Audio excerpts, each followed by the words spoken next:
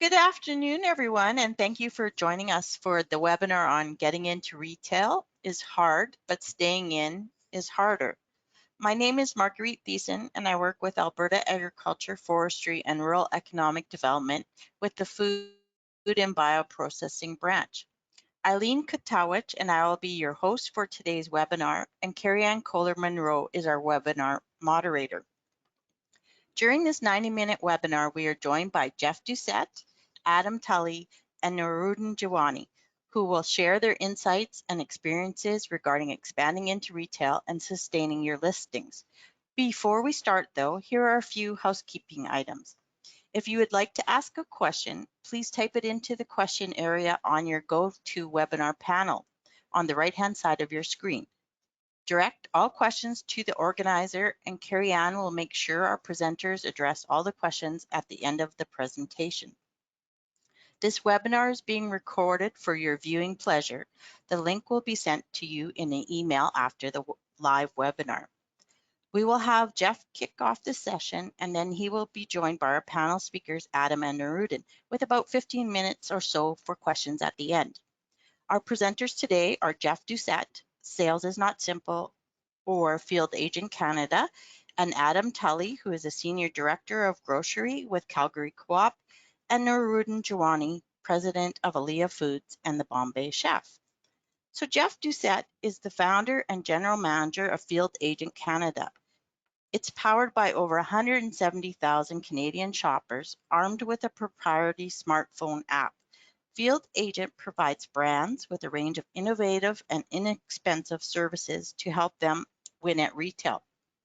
This includes retail audits, shopper insights, digital sampling programs, ratings, and reviews. As a graduate of Dalhousie University, Jeff started his career in the consumer packaged goods industry, spending 11 years in a range of retail-facing roles at both Unilever and L'Oreal, including working with sales teams from over 50 countries around the world. In 2008, he founded Sales is Not Simple Incorporated, a consultancy designed to help brands be successful at major retail. Jeff is also a regular contributor to Western Grocery Magazine and other industry publications. He lives in Calgary and has 2 young children. Adam Tully. Adam grew up in Nova Scotia, and he recognized the importance of the local grocery in the community. As a Senior Director of Grocery at Calgary Co-op since 2018, Adam has been able to work closely with the communities in which he lives and raises his family. Adam obtained a Bachelor of Commerce major in finance from St. Mary's University in Halifax, Nova Scotia. And for over 26 years, his experience in food retailing, including holding numerous positions during his career. He has an extensive background in both fresh and grocery merchandising, category management, space planning, and developing and maintaining supplier relations, both regionally focused as well as national. His favorite local product would have to be Alberta beef. You can never go wrong with a perfectly cut strip loin from some of the finest local butchers in this country. Noorudin Jiwani is the president of Aliya's Foods, and he has brought the Chef Bombay gourmet Indian appetizers and entrees to tables across North America since 1999. Noorudin graduated from McMaster's University in 1981 with a Bachelor of Science, and since then he has established himself as a business leader. He has extensive experience in strategic planning and financial service companies, including skills for developing and implementing effective operating plans to meet business needs, managing a major food company, and leading a diverse team. Noorudin is an excellent communicator who understands both the macro picture and how it affects individual performance. A proven ability to identify potential problems and develop actionable solutions that focus on cost efficiencies, profit, and growth, as well as expertise in building relationships with suppliers and vendors. I will now turn it over to Jeff to present his keynote. Hi, everyone. Really appreciate you guys taking the time today to join in and hopefully learn a few things. I'll try and share a bit of the experiences we have seen working with food processors in retail, from very small companies to very large companies. And I'm happy to be joined by Adam, which by the profile that Marguerite just read, seems like we were crosstown rivals in Halifax at one point in terms of business schools. And Noorudin, I actually, it's funny, I just had your samosas for lunch. So there's lots of interesting connections so far. And I'm going to see if I can get this presentation to move. Marguerite, have I got mouse control now?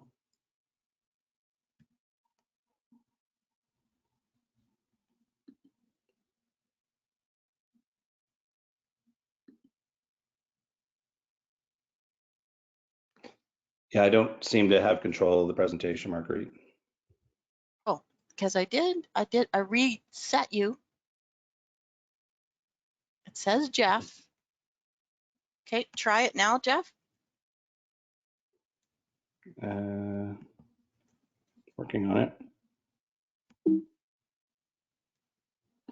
No, it's not moving. So maybe we can, Marguerite, if you can just advance the slides and then we can kind of go from Okay. there.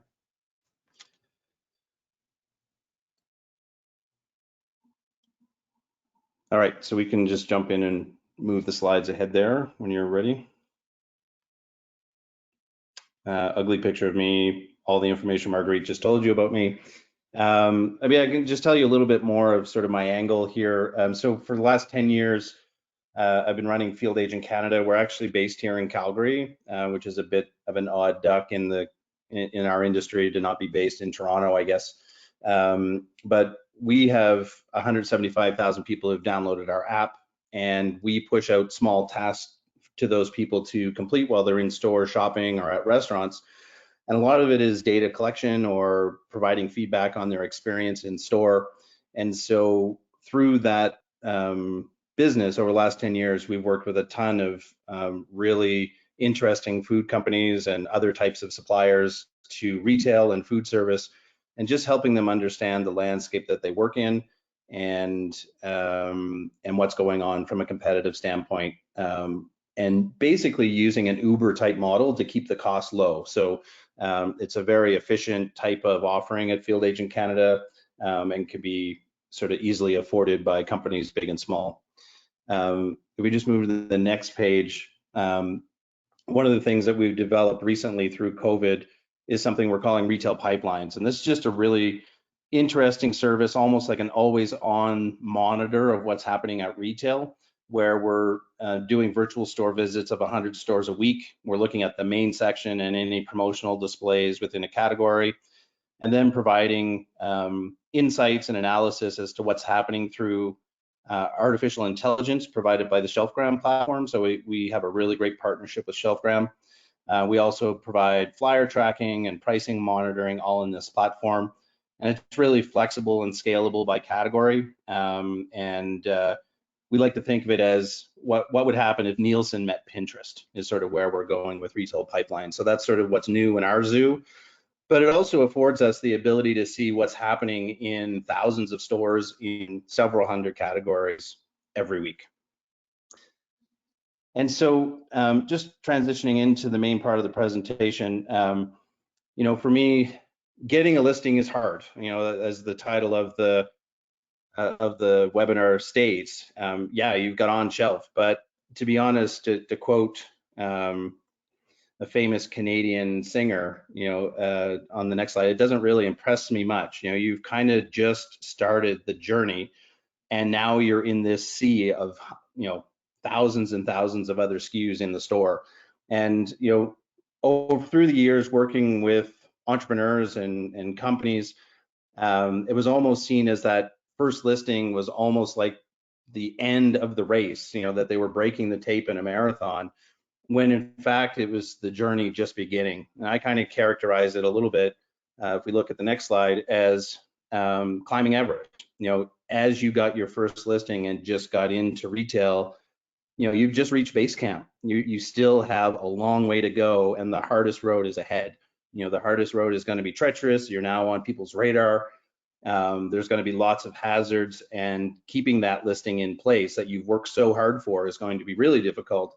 and translating those listings into more listings at other retailers or more SKUs at the current retailer you're listed at is going to be even harder. And so we've just kind of learned some lessons as we work through these journeys with our clients on our side. And we'd like to share some of that information with you today. So we can look at the next slide. So, just to state, I think in Western Canada, we're really lucky in that we have lots of great places to start that journey. Typically, we're launching a new product at one retailer. We've got lots of really great incubators, whether it's with, Calgary Co-op or Save-On or Friesens or Sobeys, or there's a lot of good options these days. And one of the reasons is that we have geographic concentration for a lot of these retailers. We can kind of keep an eye on what's happening. They're big, but not too big, and allows us to kind of make that transition from selling online or selling in a farmer's market or whatever it might be into traditional retail, and to really learn a lot and to understand that retail really well before going to an even bigger listing base or a national listing or those sorts of things. So if we just look at the next slide, Marguerite, I think the ambition, I've talked to a lot of companies who, really had this ambition of making it at a national listing at Costco or a national listing at Walmart or being on Dragon's Den. These types of things, as an entrepreneur, as an entrepreneur myself, I can see that goal setting and that real desire to go from something small to something huge. But there's a lot of different steps in between, and I think the advantage of starting small and sort of partnering with one retailer and getting those initial listings and really pouring your energies into making it work in that retail environment are pretty numerous, but I've identified a few here. One is, just from a production standpoint, the ability to contain your listing to a small number of stores versus going to a national listing at Shoppers Drug Mart, which is 1,100 stores, can really help you scale your production and limit that capital spend. I once worked with a client who was fortunate enough to get a Costco listing, but then lost it 9 months later. And in between there, scaling up to meet the demand and to meet the initial pipeline, and then losing that, the company really suffered after that because they had spent so much of their capital getting ready for this production wave that was really, at the end of the day, finicky and went away very quickly. So, it's starting small and being able to tap into your current production and your current capital infrastructure is great. Obviously, simplifying logistics and getting a better fill rate is going to be important. Fill rate's important for all retailers, no matter how big or small. But if you're working in a smaller geographic area, it's going to give you that advantage to make sure that there's limited restrictions between your production facility and the actual warehouse or the store. And honestly, just the ability to go and see these stores, personal monitoring of what's happening in store. I often will bump into people I know in the industry wandering around my local grocery store on the weekend, and we always laugh at each other, but we're always there doing the same thing. We're always just kind of looking at our baby, seeing how it's going, checking in, maybe tidying up the shelf a little bit, and seeing what's happening with the competition. And when you have that initial listing at a smaller retailer that's local and you can kind of get out to the stores and see what's happening yourself, it's a huge advantage. The next slide, Marguerite.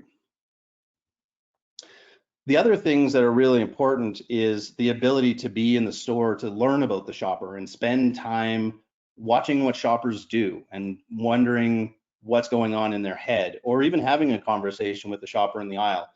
I've had some really great conversations. Some of you might know Judy from Judy G's Pizza Company, and we've through the years known each other, and just that ability to be in store and have those interactions with customers is really valuable. I remember in my early days as a Unilever rep, even for a big company, was kind of standing in the aisles at a Shopper Drug Mart store and seeing a family, a mom and two young kids coming into the store, right into the hair care aisle, and having little kids saying, "Mommy, mommy, I want L'Oreal." that taught me a lot about shopper behavior for sure, is just to see the retail reality of how people are going to shop for your product or in that category in real life. I think the other thing that's really interesting is this ability to be creative. I think a lot of the retailers that have incubators or that type of a local program allow you to be a little bit more creative. One of the ones I've really loved seeing over the last few years is the Canadian Candy Nostalgia. Crystal and her team, what they've done in this year, bringing in rum and butter, which is sort of a retro SKU in the chocolate category.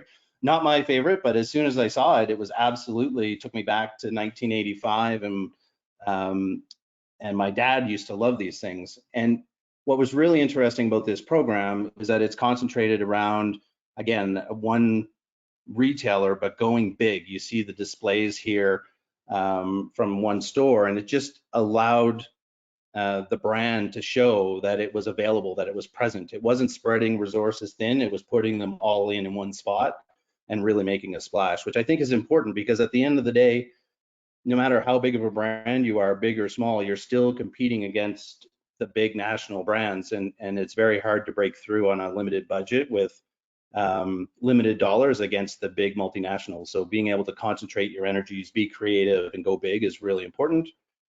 And then at the end of the day, the initial listing should really be about learning, but also driving success and building that story for the future. What story are you building to have more SKUs introduced at that retailer, or what story are you building to take your brand to another retailer and show the success that you've been able to have in your initial listing base? So Marguerite, we can go to the next slide there. So I just kind of tried to easily boil this down a bit into 10 simple tips for staying listed and driving growth.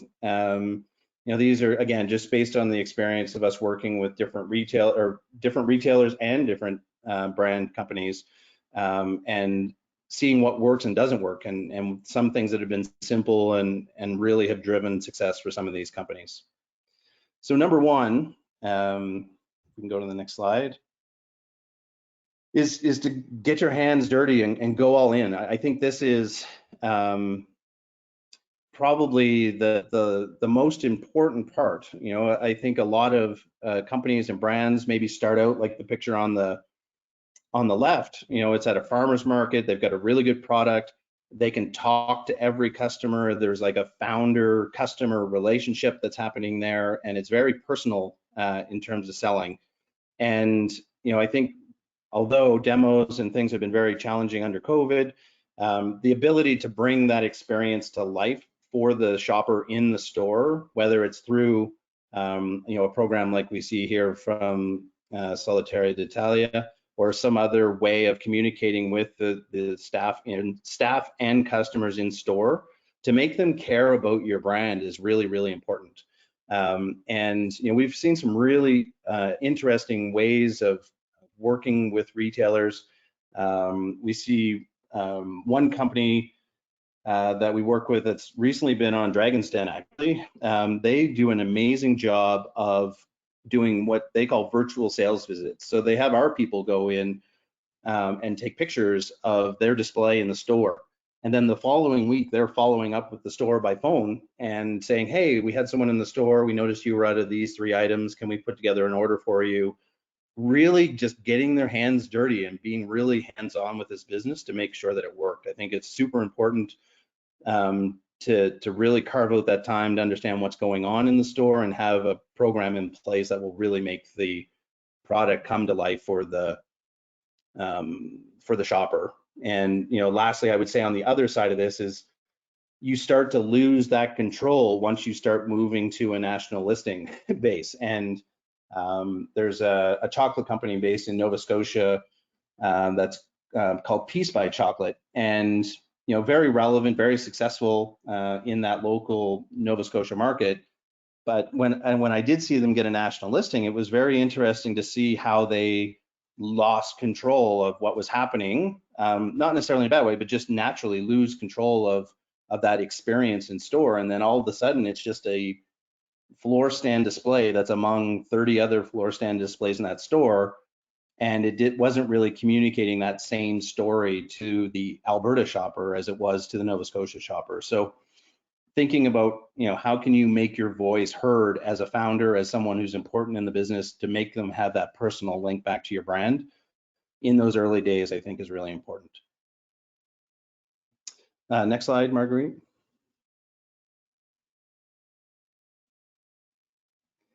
And again, I'm leveraging the rum and butter example here, but I just think it's a very interesting business case. One is being visible is huge, and sometimes that's going to be a really big challenge. But stepping outside of some things like brand colors, I think rum and butter is really lucky. They have orange, it's high visibility.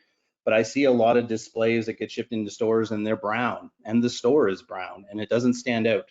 And it's small, and it's just it's going to stand there. It's going to sell a couple of units. Eventually, the store is going to take it down, and it will be done. And it's not very enduring. So I think making that big splash in fewer stores is better than making a small splash in a bunch of stores, for sure. And then I think today in the world of social media, that brand, you have to go all in taking your customer base that you've developed over however many years leading up to this point of getting a listing, and convert those people over to be a shopper at your retailer. Making sure that they know you're listed, that they know that you've got a special on this week, that which stores the product is actually sitting in, and can direct people directly to that store. Even simple things like keeping up the where to buy part of your website up to date. There's so many stores or brands that I've run across that have a where can I buy this map on their website, but it's not up to date. So that's really key. And then obviously turn that social media community that you've probably been developing over time, turn those people into ambassadors for your product at your retailer. So, hey, did you know this is, tell your friends that it's available at Co-op. Simple call to action type of messages can really, really go a long way to getting that initial turnover happening. Getting the product in the door is one thing. You got to get the sales happening right away, or all of a sudden you're on the clock to be one of the next items out of the assortment. So getting that really quick start in terms of sales can also be helped through activating your social media community to go and actually buy that product. Next one, Marguerite. The other thing is that, thinking about getting those initial sales out the door, part of that is driving really targeted trial and doing that right out of the gate. As Marguerite mentioned in the intro, we have a program in that space here at Field Agent Canada, but traditional in-store demos can be a challenge, I think, for brands, especially as they're getting a new listing. It sort of seems like the right thing to do, but to be honest, when you get the demo in the store on a Saturday, if it is happening at all under the current conditions, but if it's happening, is that person selling the brand the same way that you would? Are they trained? Do they have all the information they need about the product? But also, it's open to anybody who just steps up there. And so a lot of your samples are going wasted in those moments. So having the ability to drive targeted trial, our program, for instance, finds specific profiles of consumers in our database and targets those people to go to the store, buy the product, bring it home, and try it, and tell us what they think of the product.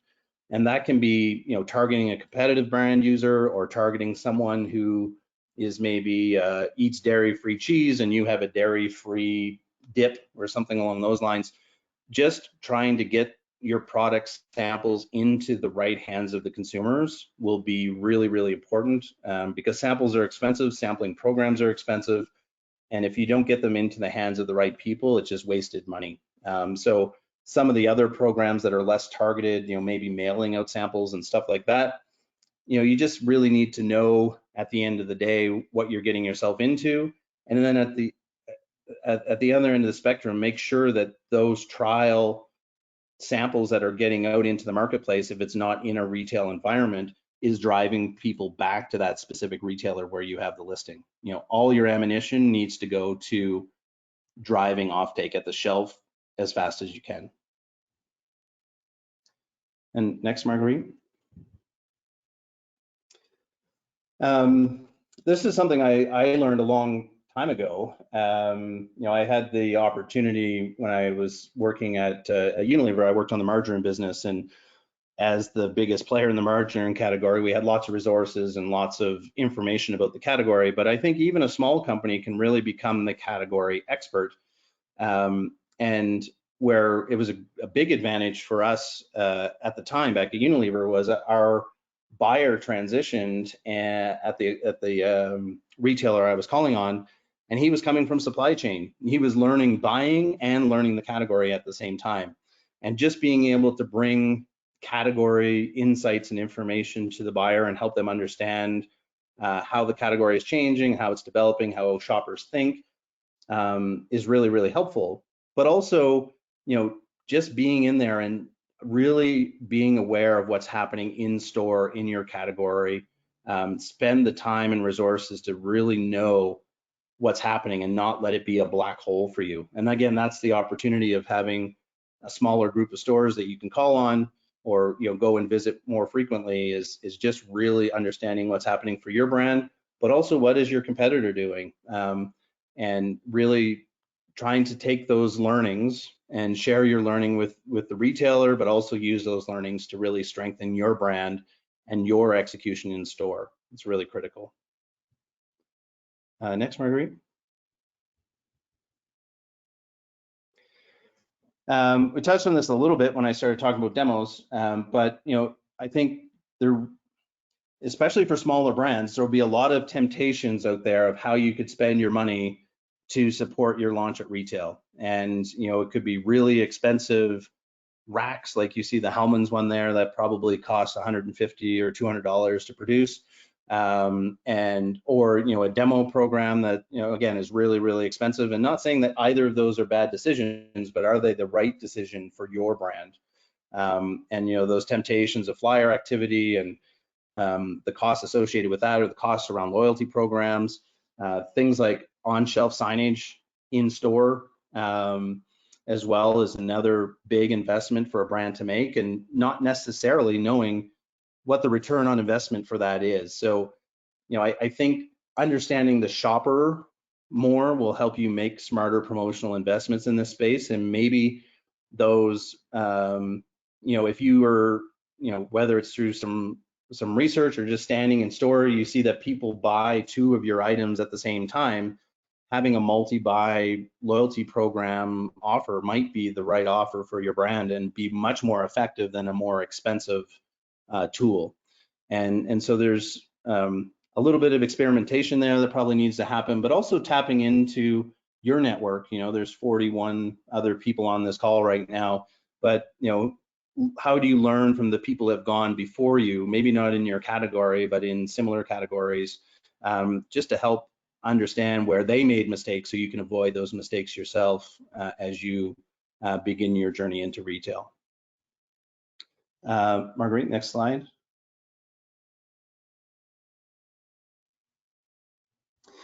The other piece is, you know, just monitoring that retail execution data. And you know, I used to annoy the heck out of my wife every time we would go grocery shopping, to the point that eventually she just wouldn't go with me anymore, because I would be spending time in the store checking out what's happening, what's out of stock, what's happening in the category, and really just saying, where does my brand live? How is it bringing itself to life at store? How are the staff in store understanding my brand? How are they building displays or making it stand out at shelf or not? You know, what's the on-shelf availability of my product on Saturday afternoon? Am I completely wiped out, or do I have lots of inventory of one SKU but none of the other? It's really through that in-store experience that you're going to get that knowledge. And again, you know, I used to get calls from my VP of sales at Unilever, and it was just him wandering around the store on a Saturday morning. and it's a bit of a legend in the industry, but it really was valuable for us as teams. It really reinforced us the importance of knowing what's happening at retail each and every day, and trying to operate with as much information as possible as to what's happening with your brand and in the category. Next, Marguerite. Obviously today, in today's marketplace, supply chain issues are a huge problem for everybody. Not, retailers and brands alike are all sort of grappling with this issue of how to maintain products on shelf and to make sure you're in stock on those items during key selling periods. There's no real magic bullet here, but trying to understand, especially through peak periods, are your products out of stock on that Saturday afternoon, and now you've been out of stock for the rest of the afternoon and into Sunday. Making sure there's enough stock available in stores for promotions, but also there is such thing as too much stock, and that was one of the big lessons that we had when I worked at L'Oreal, for instance, was just we were trying to build launch displays for a new mascara, for instance, and because we liked a certain design of the display, we just needed to load more units onto it to make it pay out. But eventually what we were finding is that we were shipping the stuff into the retail environment, and then 9 months later it was coming back as a return, and we were just fooling ourselves into this more inventory is better sort of narrative. So understanding what's happening with your product from an on-shelf availability standpoint, trying to work out the kinks in the delivery system, making sure that your distributors have enough stock of the right items, that they're carrying the right amount, and then also making the tough decisions. Sometimes it makes more sense to have more space for your 3 best SKUs than it does to have some space for each of your 6 SKUs in your lineup. And just making those hard decisions so that when people go to store, they can actually grab your product and put it in the basket. Because we know from some research that we've done that most people are not going to go to another store to buy your product if it exists in another store. They're just going to switch within that category most often, and it will be a lost sale for you. So that's a huge thing that you need to manage and to be aware of as well, sort of the category management principles behind inventory and shelf optimization. Next, Marguerite. Again, a little bit self-serving here maybe, but as a shopper research company, but we really see the advantage for brands that truly understand the shopper, and not just the shopper generically, but also the shopper at the retailer where they're listed. Part of our success, I would say, in the Canadian marketplace is the ability for brands to go and talk to shoppers of a specific retailer and bring banner-specific insights to that retailer about what the shopper wants, what they think of the category, and where the opportunity lies, both for the retailer and the brand. And our research platform is able to do that in a pretty cost-effective way versus traditional research. But the power of going to a presentation with, we do some video shop-alongs, and it's amazing to have videos of someone standing in a store talking about their shopping experience right in the category, and to be able to take that information to your buyer or to the retailer can really help you make some changes and bring the shopper to life for them.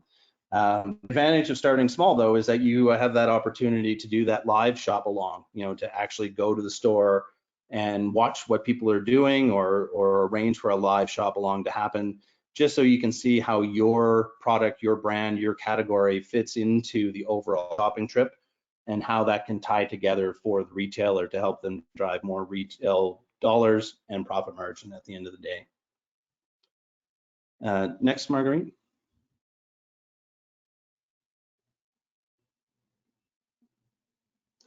Through the pandemic, we've seen a huge uptick in e-commerce, especially grocery pickup in the Canadian marketplace. We've sort of leapt ahead by 5 or 6 years probably through that time frame, maybe more. Some retailers have advanced quicker than others, but it's a reality that everyone is going to deal with. So now your new product listing is not just the store, it's actually the digital store as well. And I just pulled, common item at the Walmart.ca grocery website, and just to highlight a couple of things that are really, really critical. One is just great up-to-date photo packaging of the photo of the packaging. You'll see along the left side there that you have usage tips and recipes and just sort of branded material about what you can use the product for. You see as well each product has a sufficient number of ratings and reviews.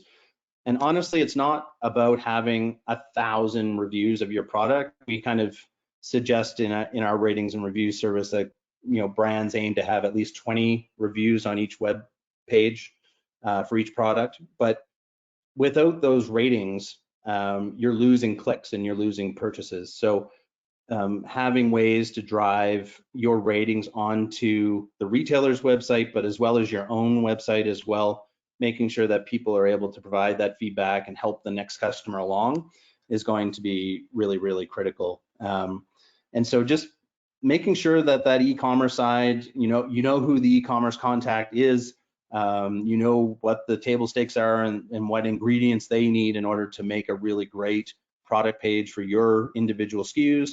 And then at the end of the day, driving consumers and shoppers back to the website to leave reviews so that the next person that discovers your product in line or online has some background information and is able to have a guided experience or a guided suggestion as to why they should try your product versus a competitive one in the category. And the last piece, Marguerite, if we can just move to the last slide. All of these things are really falling into developing that long-term growth plan.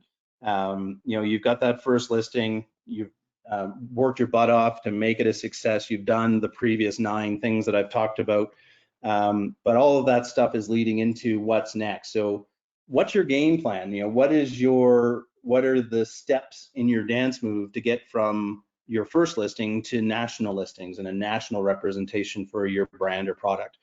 What is your coverage model? How are you going to manage this from a distributor or a brokerage standpoint? I've mentioned the virtual coverage model today. There's a great company out of Ontario that we partnered with called Propel Natural Brands, and they have an amazing virtual coverage model that they're developing, which is really, really neat. Keeps costs down, but keeps the impact high, which is really neat. Also, that production capacity plan, the capital plan, how are you going to staff this and make sure that your capital budget is all flowing in there, and really prioritizing new SKUs, really avoiding the temptation to launch new for new sake, really support the base. And that was something, working at L'Oreal, it was really important, such an innovation-driven company. And most years, innovation was 20% of total turnover. But my general manager there said, you can't forget the base. The base makes up 80% of your sales. And so making sure that when you're launching new items that you're not forgetting about the old ones and that you're constantly reinvesting in the old SKUs as well as the new SKUs coming down the pipe. So I hope that's interesting or on point for what you were expecting to see out of this. We'd love to take your questions and sort of understand what Adam and Noorudin have to say on what I've said as well. Mine is one set of opinions, but looking forward to a great discussion and hearing from your side of the table. Thank you very much. Thank you, Jeff. This is Eileen Katovich. Oh, I should flip my camera on, just 2 shakes here. Here we go. Sorry. So thanks, Jeff. I always learn so much from these webinars that we put on, so I really appreciate that. So I'm going to move into the panel portion of our webinar right now, and we'll hear from a retailer as well as a business that sells into retail. So just to remind you before we get these guys to talk. Adam Tully is the Senior Director of Grocery with the Calgary Co-op, and he has an extensive background in both fresh and grocery merchandising, category management, space planning, and developing and maintaining supplier relations. So a lot of really solid experience in the retail world. Noorudin Jiwani is president of Aliya Foods and has been selling Bombay Chef Gourmet Indian appetizers and entrees across North America since 1991. So very extensive experience there as well. Can you flip to the next slide, Marguerite? Thank you. So I'm going to, I can get to my questions, start with Adam and ask some questions from the retail side. So what are some things that you expect from your vendors or your suppliers to stay in retail and work with you to be sustainable over the long term? Yeah, obviously, we expect some innovation.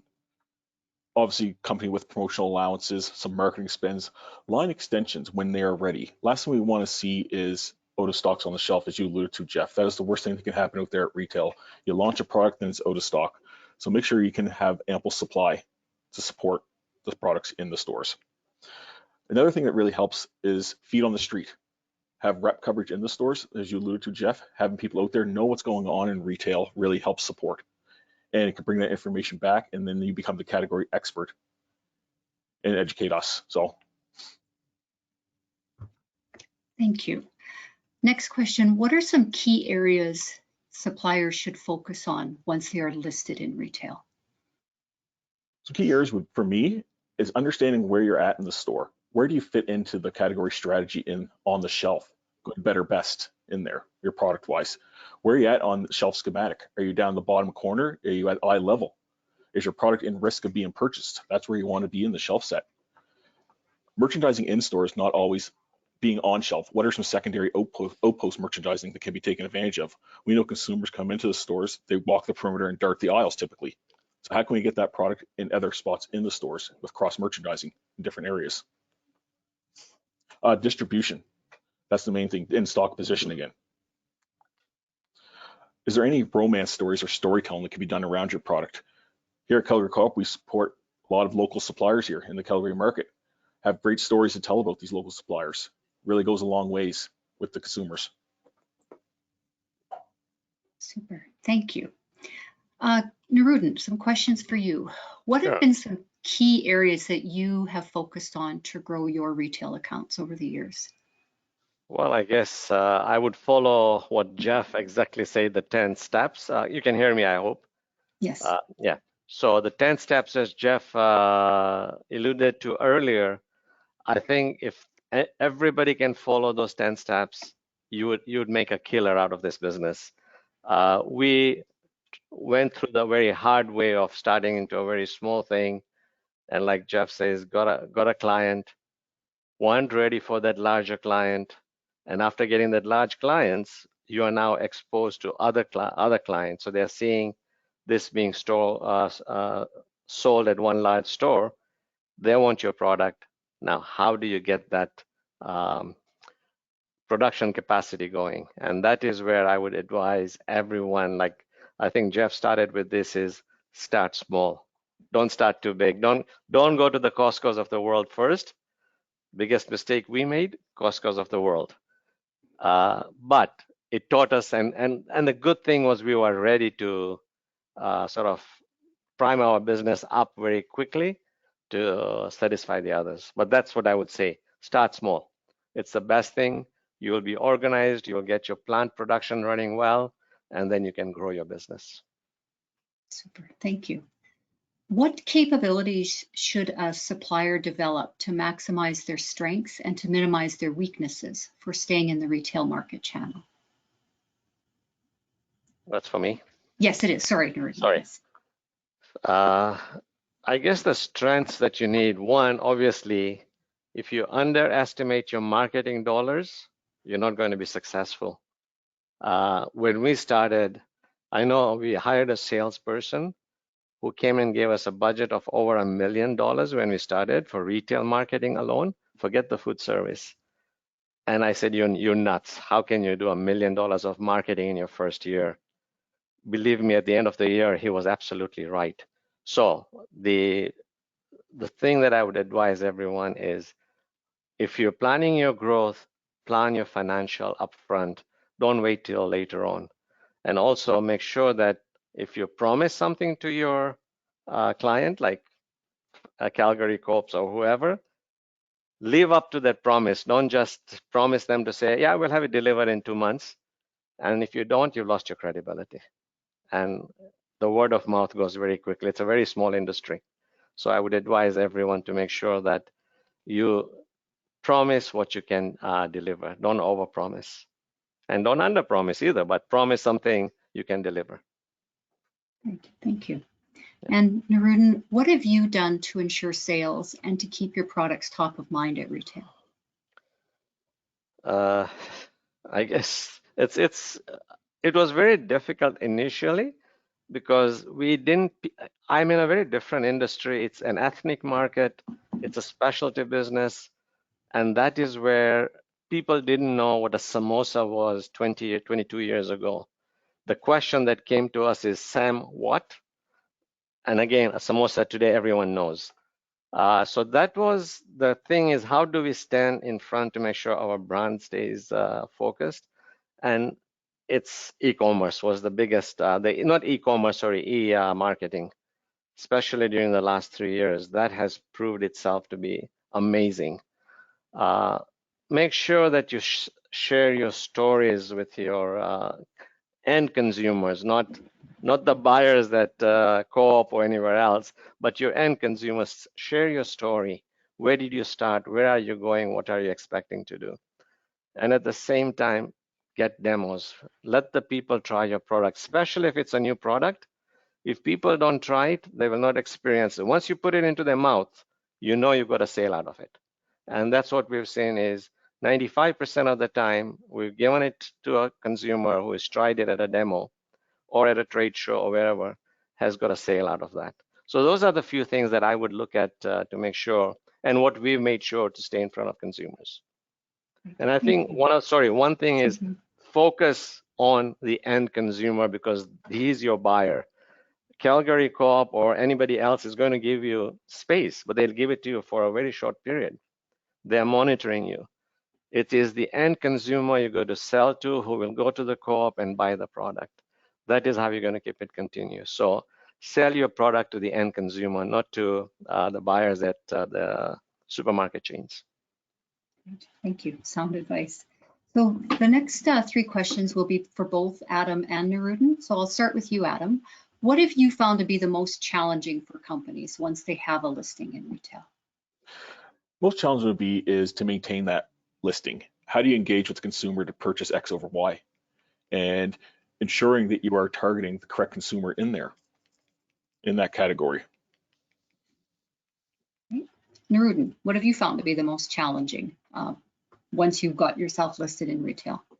Well, I guess the most challenging one has been to make sure that the consumers know that we exist, because we've been at some supermarket chains where we've really not spent time because it was somewhere out of our reach and all that. And we didn't have at that time anybody there. We lost those listings because we didn't have the consumer in mind. So that was our biggest challenge, is to make sure that you are in front of your consumers as many times as you can be. I remember once, and my wife is my co-founder, and she kept saying is, why do you like to talk so much about your own company? And it's not that I was blowing my horns. It was just basically letting the consumers know that this exists and why is it the greatest product that you could find. So that's, I think, that was a challenging part. Good. Okay, next question. I'll start with you, Noorudin. What are some common causes for failure to remain sustainable in retail? First is money. Second is capacity. Third is your product not being what you're saying. And fourth is the consumer at the other end, who is your key person. So those are the 4 things that I would say are the ones. Okay. Adam, what do you think are the common causes for failure to remain sustainable? Really understand where you compete at in that category. Just because you have it listed doesn't mean it's going to sell. We know consumers today are looking for any kind of promotional discount out there, whether it be small or large. Any kind of promotional tag on the shelf does help that. Same promotional frequency year over year. Got to keep that fresh. Got to keep the merchandising fresh along with the promotional frequency. Make sure it's out there. Okay, thank you. Anything else that either of you would like to add before we move into the questions coming in from our participants? Okay. I will turn it back over to Carrie Ann because Carrie Ann is monitoring our chat. If you have questions for any of the three speakers, please type them into the chat and Carrie Ann will moderate that portion of the webinar.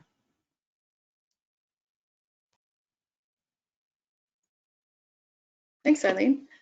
Yeah, so there's a few questions that have come in for sure. I believe most of them are for Jeff because you have the presentation.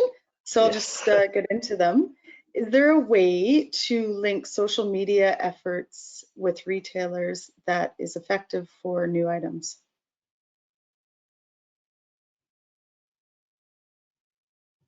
I was on mute there. Sorry, I apologize. Yeah, you know, I think when you're focused in your efforts, or where you're focused in your listings and getting those initial listings, I think it's really about making sure you're talking about that retailer in every one of your posts as to where your product is available, or any exciting news that's going on. You know, there's lots of different channels today, so I think, you know, the first piece is really understanding what channels of social media are most relevant to your shoppers, and then also what channels of social media are most relevant to your retailer as well.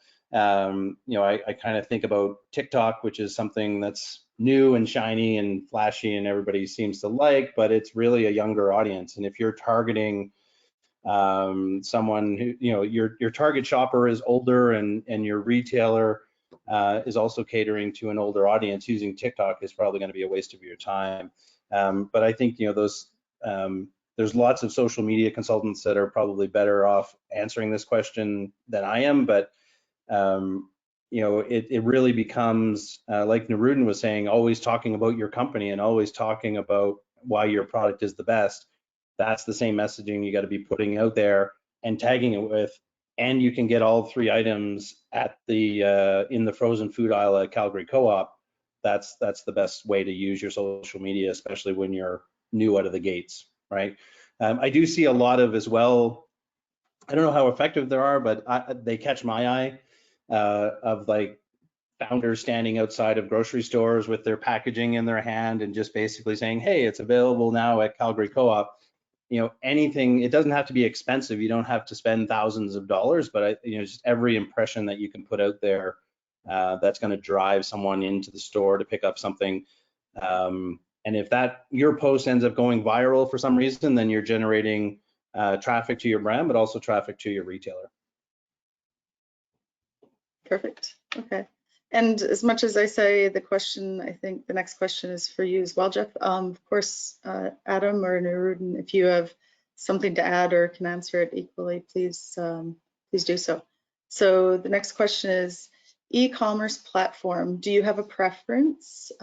Shopify versus whatever. Yeah. Well, you know, we as a company, we actually use Shopify as our platform, but you know, we're not selling things in cans or bottles or anything like that. I think your e-commerce platform of your own is table stakes. Everybody has to have that opportunity. You know, in your industry, it's probably more challenging because of frozen, but you know, you have to have that sorted out, and you've probably got some of that sorted out already. For me, what I would be really, my real question would be, how does your retailer's e-commerce platform work, and how do you really understand that platform? And because you know, you're probably already attracting the consumers to your website and your e-commerce platform already, but you really got to understand how e-commerce works at that retailer of yours. How do you improve your position in search? How do you make sure you have all those ingredients for a really great product listing? And then if your retailer actually has ratings and reviews on the website, on their website, having ratings and reviews there is going to be super important to get that next person who is just discovering your product, but for the first time online, to have some credible shopper feedback about your product is going to be super important. And can I add to that? And I concur with Jeff. Is the supermarket platform is the best we've seen, though we are listed with Amazon in the US. But the supermarket platform like the Kroger or the Walmarts have done us big success. Every click they make, they get a discount on it, and we see a lot of buying in from because of those platforms. So I would say the supermarket platforms are really important to make sure that you're connected to them and be a partner with them. Thanks. Just to add on to that, I agree with both what you guys are saying there, and we are looking for suppliers to engage with us on e-commerce too. You guys are the experts in there, and how can we bring that to the website for consumers, make it easier for them? So we'd love to work with you. Perfect. Match made. So the next question is more of a comment, and I have passed it on to Jeff, but it was Ryan suggesting that he's exploring strawberry CEA growth in Central Alberta and wants to connect with you via LinkedIn. Yeah, so our next question is from Lena, from Evelyn Charles. She's asking Jeff, do you offer sales management services specifically representing brands to pitch to retail chains across Canada? No, we don't. And hi, Lena. It's been a long time, actually. That was a little bit of a blast from the past there. That's great. We don't offer those direct services, so we're much more of a data company and going and doing audits or taking some pictures just to show you what's happening in the stores to help you keep current. Checking for your items, make sure they're there, stock coding, that sort of thing. But if you want to reach out to me, I do have a couple of other companies that I could suggest. So feel free to ping me on LinkedIn. It's just Jeff Doucette as it shows up on the screen, and we can have that chat. Perfect. Okay. And Ryan's asking about margins for fruit and specialty strawberries. Adam, you would know. Yeah, I'm not the guy to answer that question. But yeah, I wouldn't want to share that though. You can reach out to me, please, and we can have a conversation. Okay. Perfect.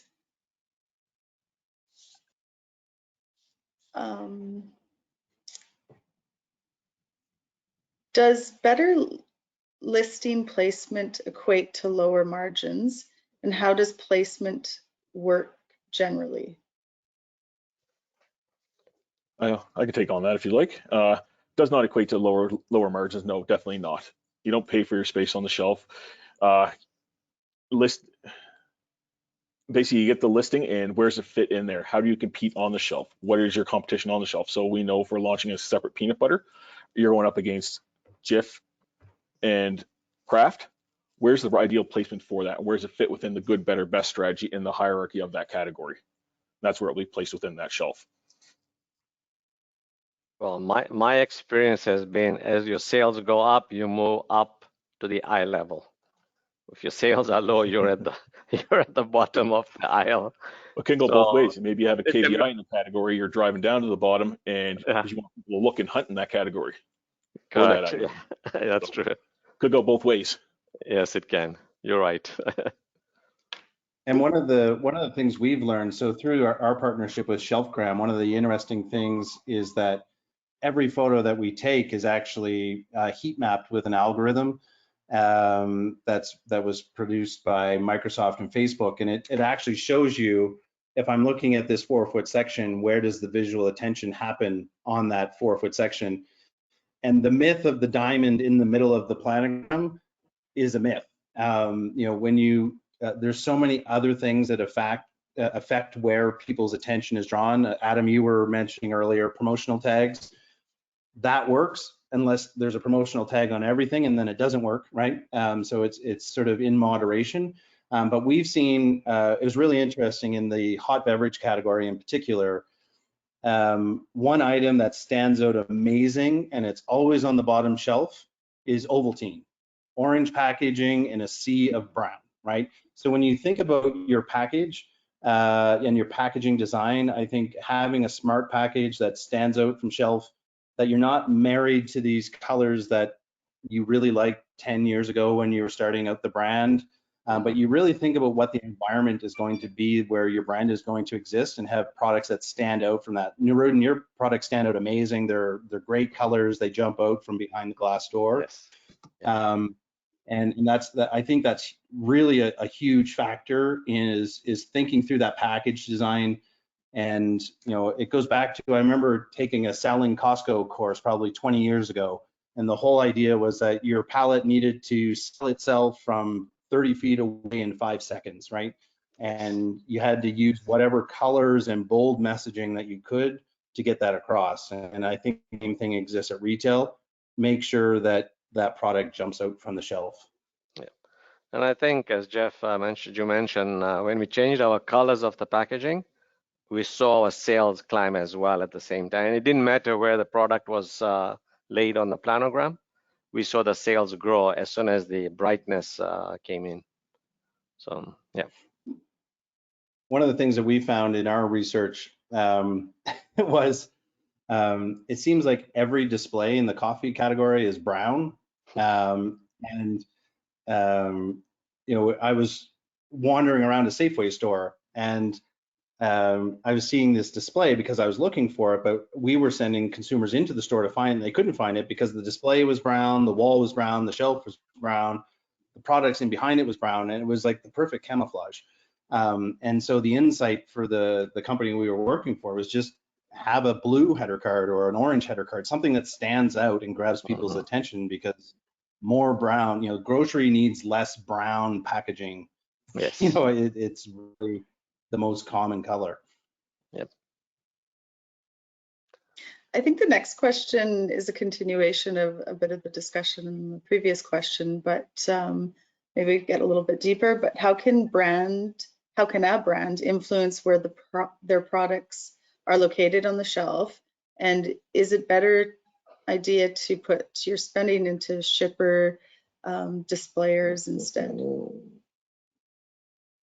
I think a great way to launch a product, if you're having difficulty launching it, is to launch with a shipper or displayer right off the bat, because it gets an outpost from the shelf before it gets onto the shelf. And it could get lost if you only have one SKU compared to 3 or 4. It could get lost in that sea on the shelf. So definitely come with a shipper. It's obviously a great way to launch in retail. Yeah. Having been on the flip side of that from a supplier standpoint or from a brand standpoint is also just understanding the investment that you're making with that cardboard, and have expectations as to how long it's going to make it onto the shelf or onto the floor for. We've done lots of studies, and it varies highly by retailer, but just if you build 400 displays, know that not 400 of them are making them to the actual store floor. Some of them will live in the back room. Some of the stock will go right onto the shelf. And those displayers are expensive. So you just need to be making sure that the economics work, and that you're not spending all of your money upfront in that first initial burst, and then once you go and retreat to the planogram, that you've got nothing to support the brand for the other 11 months of the year. They're an important part of the launch, but they can be really expensive, and there's lots of cardboard at the back of grocery stores at the end of every day, and Yes. those are displays as well. Thanks.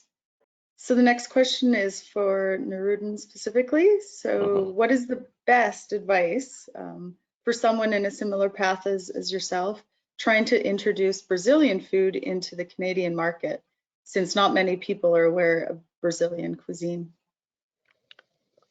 Same thing that we went through. My best advice to this individual would be is try and share as much of your food with as many people.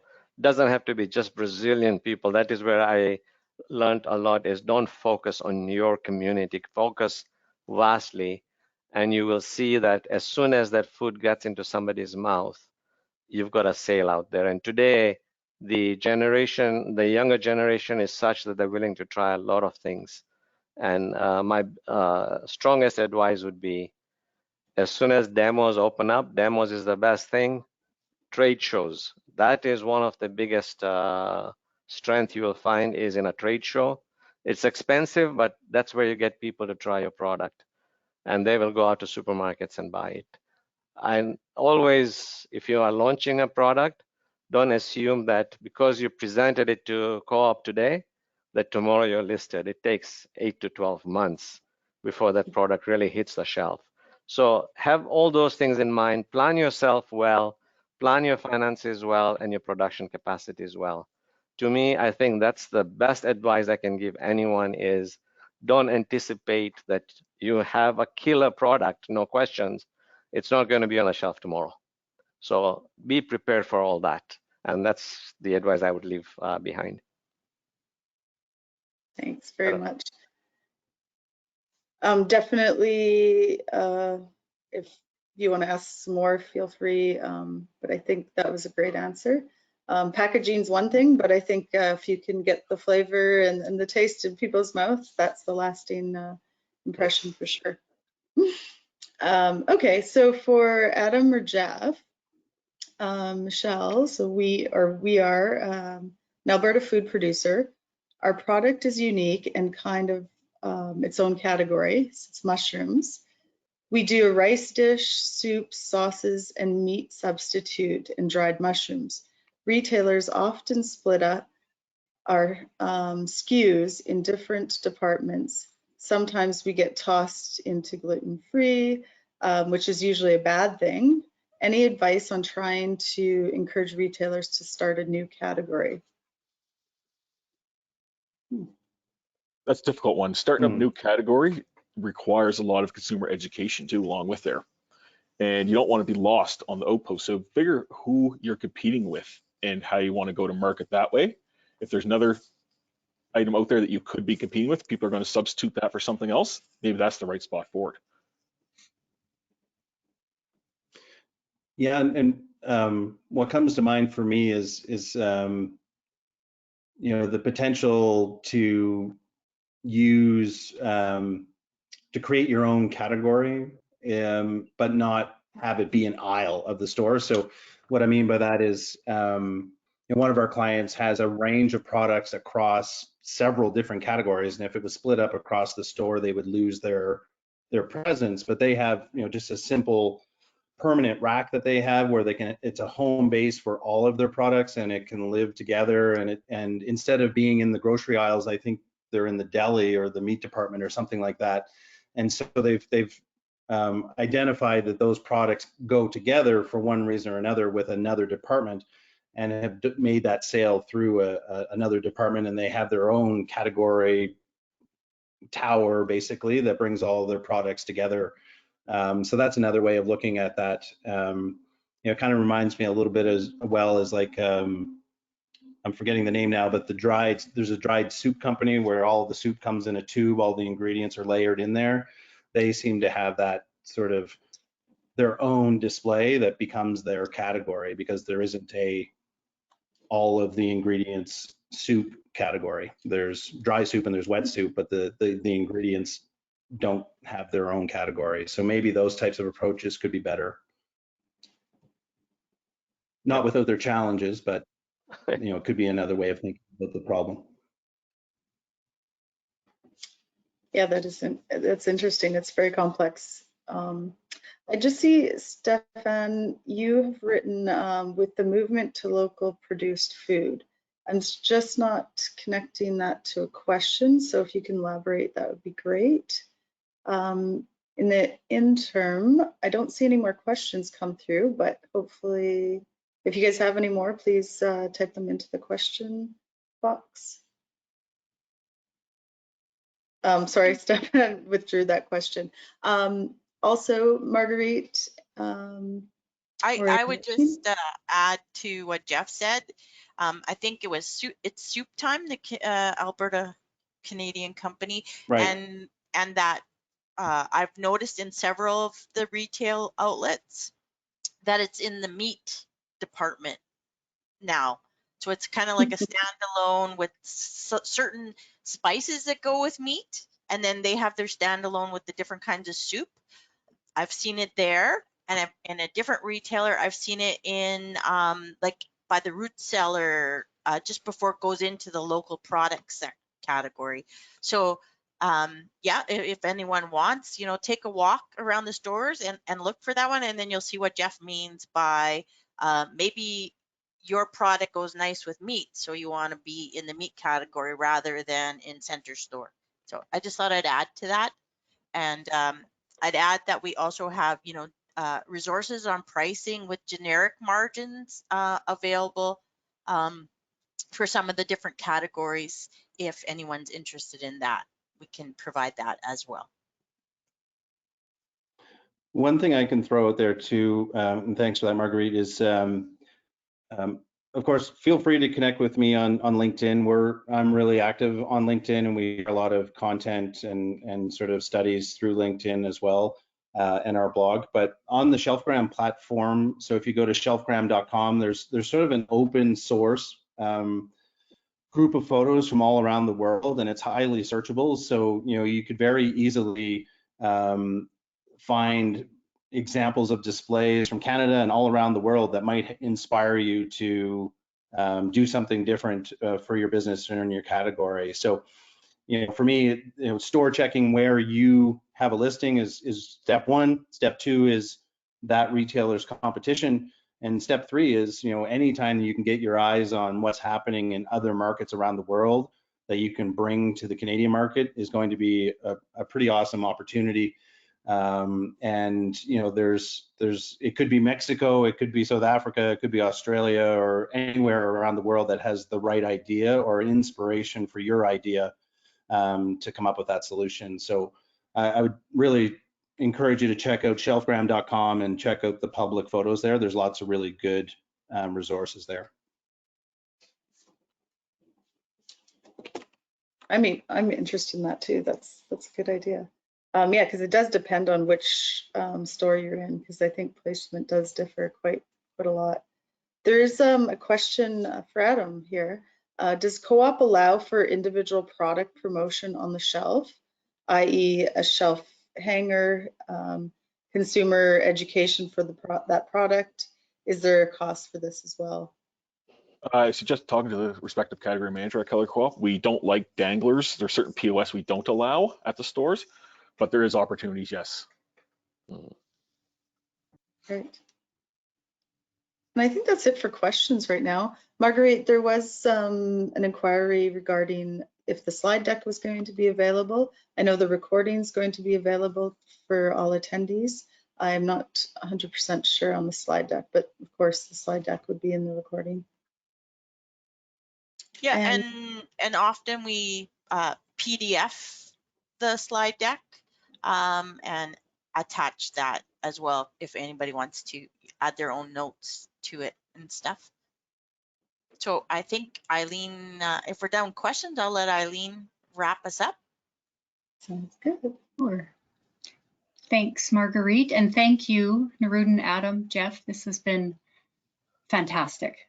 I've learned a lot, and I'm sure those folks who are actually in this business trying to get their products listed in retail and to stay there are learning a lot as well. So thank you very, very much. Just the final slide, if any of the folks on this call have any other questions, please do get in touch with us at our generic email box at fpdc@gov.ab.ca, and one of our team members will get back to you or hook you in with some other resources. Some resources that we do have available online for you that you might want to check out. The first is growing your market and making your sales pitch. That's your first link.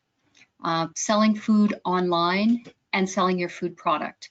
So any of those are available, and we've got a lot of other resources. When we send out the PowerPoint and the recording, we'll have an email and we'll include, any of the websites and resources that our speakers mentioned, as well as links to other resources that we have on our agriculture and forestry website. So thank you everybody so much for participating. Thank you once again to our speakers, and have a great day.